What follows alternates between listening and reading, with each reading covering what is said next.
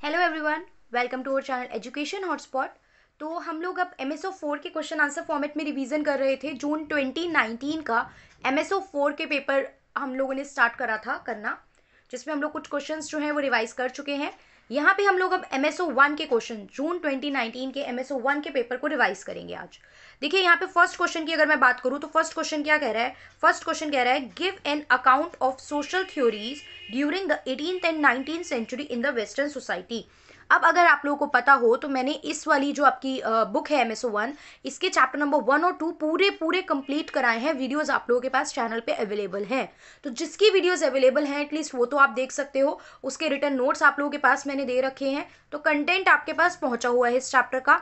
तो वहां पे से जितना भी मैंने सोशल थ्योरी का, अब देखो मैं ये चीज रिपीट नहीं कर रही हूँ, जो मैं करा चुकी हूँ वो मैं बार बार रिपीट नहीं कर रही हूँ। टाइम कम है, सेम चीज रिपीट करूंगी तो कोई फायदा नहीं है। तो वहां पे मैंने कंसेप्ट ऑफ सोशल थ्योरी बहुत डिटेल में कराया था, आप वहां से इसको देख सकते हो। चैप्टर 2 में थ्योरी क्या, how how does a theory formulate, ये सब चीजें मैंने आपको बताई थी।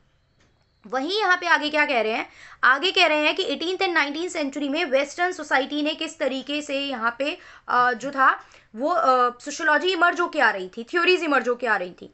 तो देखो क्लासिकल सोशोलॉजिकल थ्योरीज की बात की जाए ना, तो स्टार्टिंग सोशोलॉजी की एज अ प्रॉपर सब्जेक्ट या डिसिपल जो थी वो किसने की थी, हम मानते हैं अगस्त कॉम्टे ने की थी। ये एक फ्रेंच के सोशोलॉजिस्ट थे, एक फिलोसफर थे, जिन्होंने ये सोशोलॉजी टर्म जो था वो कॉइन किया था। ऐसा नहीं है सोशोलॉजिकल एस्पेक्ट या सोशोलॉजी पहले देखने को नहीं मिलता था, but proper as a term इन्होंने सोशोलॉजी को कॉइन करा था। और इनके बाद there are some other sociologist जैसे एमिली डर्किम वगैरह हो गए, जो इस चीज को आगे फॉरवर्ड कर रहे थे। तो अब मैंने फर्स्ट चैप्टर में आपको काफ़ी सारे वेस्टर्न सोशोलॉजिस्ट में भी मैंने मेंशन करा होगा, देखो मार्क्सियन के बारे में लिखा है, फिर हर्बर्ट स्पेंसर, तो मैंने वहाँ पे काफ़ी सारे सोशोलॉजिस्ट आपके साथ वहाँ पे मेंशन करे थे। तो वो आप वहाँ से पढ़ के उसी को आप यहाँ पे मेंशन जो है वो करोगे। इज इट क्लियर, ये चीज़ तो हमें समझ में आ जाएगी। ठीक है, वहाँ पे करा रखा है, अगर किसी ने अब तक वो वीडियो नहीं देखी तो वो देखो, और उस नोट्स को आप यहाँ पे वो वाले प्रॉपर जो पॉइंट्स लिखे हैं उन्हीं को आप यहाँ पे आंसर में कॉपी करोगे। फिर भी कुछ डाउट है तो आप मुझसे कमेंट बॉक्स में पूछ सकते हो, अगर आपको इस आंसर के रिगार्डिंग कुछ डाउट है तो। एंड आई सजेस्ट और आई वांट कि अगर आप लोग सिंसियरली वीडियोस देख रहे हैं और एग्जाम में अपीयर होने वाले हैं, तो आप लोग वहाँ जो आप प्रॉपर वीडियोस देखोगे, देख चुके हो, या फिर उसकी हेल्प से और ये जो मैंने हेल्पिंग पॉइंट्स दिए इसकी हेल्प से आप इसका जो है आंसर लिख के मुझे पर्सनली सेंड करें। ठीक है, सो दैट मैं देख सकूं कि आप क्या गड़बड़ कर रहे हो, कितना सही लिख रहे हो, आप कितना समझ पा रहे हो। वही हम सेकंड क्वेश्चन की बात करते हैं। ठीक है, सेकंड क्वेश्चन यहाँ पे है, सेकंड क्वेश्चन हम देखते हैं। तो यहाँ पे हमें सेकंड क्वेश्चन देखने को मिल रहा है, critically evaluate Durkheim contribution to the field of sociology. तो बात किसकी की जा रही है, डर्किम की। डर्किम का कंट्रीब्यूशन यहाँ पे हमें मेंशन करना है सोशोलॉजी के फील्ड में। देखो जब डर्किम की आइडियोलॉजी की बात की थी तो बहुत सारी चीजें पढ़ी थी कि डर्किम ने सोशल फैक्ट की बात की है, डर्किम ने थ्योरी ऑफ सोसाइटी की बात की है, डर्किम ने डिवीजन ऑफ लेबर की बात की है। ये सब डिटेल में सारी थ्योरीज यहाँ पे नहीं बतानी, आप थ्योरी ऑफ सोसाइटी कहानी नहीं लिखोगे, division of labour, social fact, religion, बस यहाँ पे आप जिक्र करोगे कि इन्होंने किस तरीके से उसमें कंट्रीब्यूशन जो है वो अपना दिया है। तो पहले तो थोड़ा सा डर्किम का बैकग्राउंड हम यहाँ पे मेंशन कर देंगे। डर्किम जो थे 15 अप्रैल 1858 को फ्रांस के एपेनल जगह पे यहाँ पे ये पैदा हुए थे। He belongs to a French Jewish family.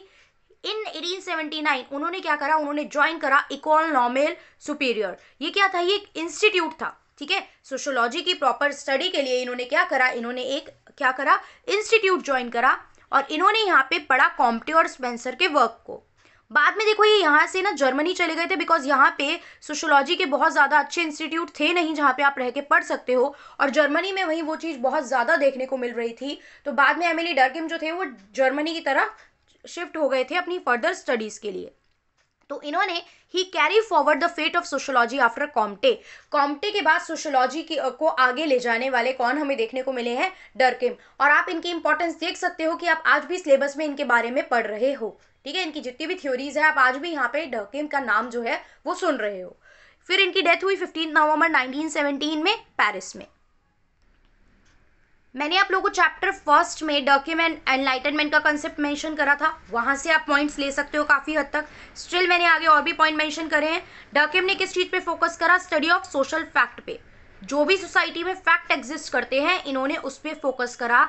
इन्होंने इस्टेब्लिश करा कि sociology as an important and independent discipline, कि सोशियोलॉजी एक बहुत इंपॉर्टेंट और इंडिपेंडेंट डिसिप्लिन है, ये अलग से किसी पे भी डिपेंडेंट, किसी और सब्जेक्ट पे, किसी और फील्ड पे, किसी और एस्पेक्ट पे नहीं है। ठीक है, एक सोसाइटी के लिए, for a society to function and persist over time, एक लंबे समय तक चलने के लिए उसके जो स्पेशलाइज्ड इंस्टीट्यूशंस होते हैं, लाइक पॉलिटिकल सिस्टम, मतलब पूरा गवर्नेंस चल रहा है, एडमिनिस्ट्रेशन चल रहा है, रिलीजन है, फैमिली है, एजुकेशन सिस्टम है, ये सब जो है इनको हार्मनी में एक दूसरे के साथ वर्क करना चाहिए। अगर एक भी चीज में गड़बड़ होती है, आप देखते हो सोसाइटी में गड़बड़ हो जाती है, रिलीजन को लेके अगर कुछ प्रॉब्लम हुई तो पॉलिटिकल सिस्टम और सारी चीजें कहीं ना कहीं इंपैक्ट होती है। इनडायरेक्टली एजुकेशनल सिस्टम, आप देखो ना, प्रोटेस्ट वगैरह आप कर रहे हो या दंगे हो रहे हैं, कुछ भी हो रहा है, वायलेंस नॉन वायलेंस कुछ भी, तो कहीं ना कहीं तक एजुकेशनल सिस्टम, स्कूल बंद करने पड़ते हैं, तो एजुकेशन पे इम्पैक्ट पड़ता है ना नेगेटिव। तो ये सब चीजें एक दूसरे से इंटर रिलेटेड कहीं ना कहीं होती है। अब Durkheim refer to this social cohesion, organic solidarity and mechanical solidarity. Solidarity के कंसेप्ट बाद में अलग से पढ़ लेंगे, अगेन आई एम सेइंग यहाँ पे डिटेल में चीजें नहीं पढ़नी है, ठीक है, बट आप मेंशन कर दोगे इस चीज को तो अच्छा रहेगा।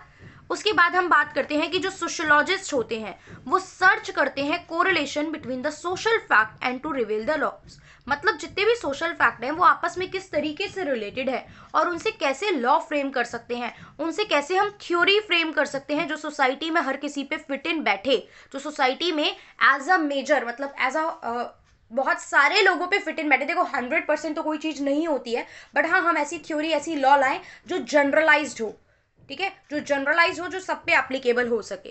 फिर सोशल फैक्ट की बात करते हैं, तो social fact material and non material, ये मैंने आपको जब चैप्टर फर्स्ट पढ़ाया था तब भी बताया था। मटेरियल हो गया कोई भी वस्तु, ठीक है, अब कोई वस्तु है तो आप इसे प्रॉपर देख पाओगे, तो ये कैसी होगी, टेंजिबल होगी, इसमें फिजिकल स्ट्रक्चर जाते हैं, ठीक है, जो भी एसेट आप अपने पास पोजेस कर रहे हो, जैसे आपके घर गाड़ी वगैरह होते हैं ना, ये सब आप देख सकते हो, छू सकते हो, फिजिकल एग्जिस्टेंस है इनकी, तो ये सब मटेरियल चीजें होती हैं। इसके अलावा नॉन मटेरियल की बात करें तो प्रॉपरली आप इन्हें देख छू नहीं सकते हो, आप सिर्फ इन्हें फील कर सकते हो, ये इंटेंजिबल होते हैं, जैसे कि वैल्यूज हो गए, नॉर्म्स हो गए, बिलीव्स हो गए। तो सोशल फैक्ट जो है वो दो पार्ट में कैटेगराइज होते हैं, that is material and non material. Clear.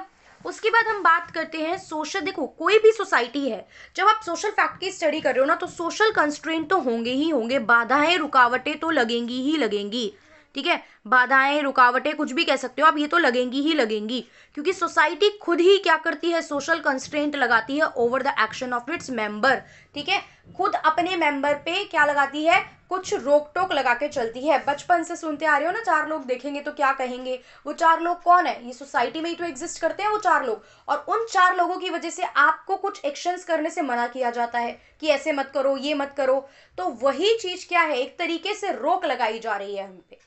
Clear. अभी पॉजिटिव नेगेटिव की बात नहीं कर रहे हैं, क्या है इम्पैक्ट क्या पड़ता है, नहीं, बट रोक लगा रहे हैं, सोसाइटी खुद ही रोक लगाती है, ये हमने देखा।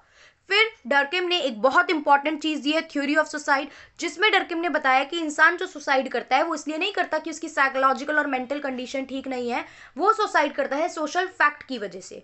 क्लियर। तो सोशल फैक्ट रिस्पॉन्सिबल होते हैं। अब मैं यहाँ पे डिफरेंट टाइप ऑफ सुसाइड नहीं डिस्कस कर रही हूँ, ठीक है, थ्योरी नहीं कर रहे हैं, बट हाँ थोड़ा सा जान लेते हैं।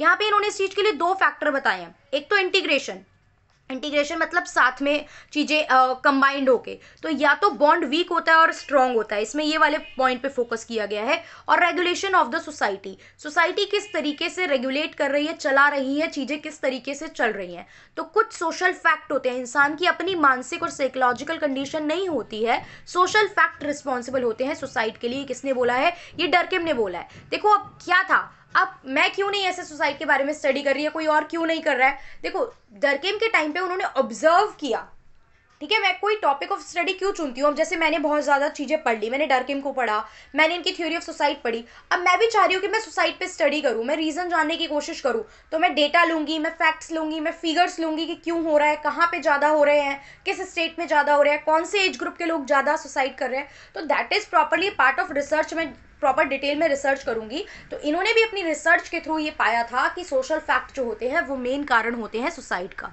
क्लियर। रिलीजन के बारे में हमने देखा तो इन्होंने क्या कहा, if we want to study religion, अगर आपको रिलीजन को पढ़ना है तो ये जो कॉम्प्लेक्स सोसाइटी है, जैसी सोसाइटी में आप आज रह रहे हो, ये थोड़ा मुश्किल हो जाता है समझना। अगर आपको इसे पढ़ना है ना तो आपको प्रिमिटिव सोसाइटी, मतलब सिंपल सीधी सादी सी सोसाइटी, प्रिमिटिव तो होती है ना पुरानी सी, ठीक है, जहाँ पे ज़्यादा चीज़ें नहीं थी, लोग नहीं थे, डेवलपमेंट स्टार्ट हो रहा था धीरे धीरे, तो हमें कुछ सिंपल सी सोसाइटी में जाके इस चीज़ को समझना चाहिए। अगर आप ऐसे कॉम्प्लेक्स सोसाइटी में रह के रिलीजन को समझने की कोशिश करोगे तो आप अल्टीमेटली आप भी कंफ्यूज ही हो जाओगे।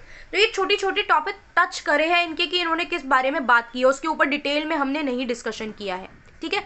बट क्रिटिसिज्म की एक बात करते हैं, देखो डिवीजन ऑफ लेबर पे बात की है, ये हमने देखा, वो मैंने फर्स्ट चैप्टर में मेंशन भी करा है, ये वाला कंसेप्ट भी, कि काम जो है वो डिवाइडेड होना चाहिए, एक पर्सन के हाथ में सारा काम नहीं होना चाहिए। अगर आप काम डिवाइड करोगे तो पर्सन को क्या रहता है, देखो जैसे मैंने आपको शायद एग्जांपल वहाँ पे भी दिया था, एक कंपनी में सीईओ हैं, बोर्ड ऑफ डायरेक्टर हैं, जनरल मैनेजर हैं, जनरल मैनेजर के नीचे फिर और सब मैनेजर हैं, इन्होंने इनको काम दिया, इन्होंने इनको काम दिया, इन्होंने फर्दर अपने नीचे और मैनेजर्स को काम दे दिया, जैसे प्रोडक्शन के मैनेजर हैं, यहाँ पे एचआर मैनेजर हैं, ठीक है, ये सेल्स मैनेजर हैं, ये मार्केटिंग मैनेजर हैं, तो सबको काम डेलीगेट हो गया ना, इस तरीके से हो गया डिवीजन ऑफ वर्क। अब सीईओ अगर मार्केटिंग का काम करने लग जाए तो वो प्लानिंग का काम कौन करेगा, और प्लस मान लो इनको मार्केटिंग की नॉलेज ही नहीं है, ये स्पेशलाइज ही नहीं है, तो डिवीजन ऑफ लेबर से क्या होता है, स्पेशलाइजेशन आ जाता है। क्लियर, ये कंसेप्ट देखा। अब थोड़ी सी क्रिटिसिज्म की अगर हम बात करें तो देखो यहाँ पे थ्योरी ऑफ सुसाइड को लेके ही बात कर लेते हैं बस, कि डर्किम की थ्योरी ऑफ सुसाइड जो थी हमने देखी अभी, उसको क्रिटिसाइज किया गया और कहा गया कि ये जो सिर्फ है वन साइडेड व्यू है।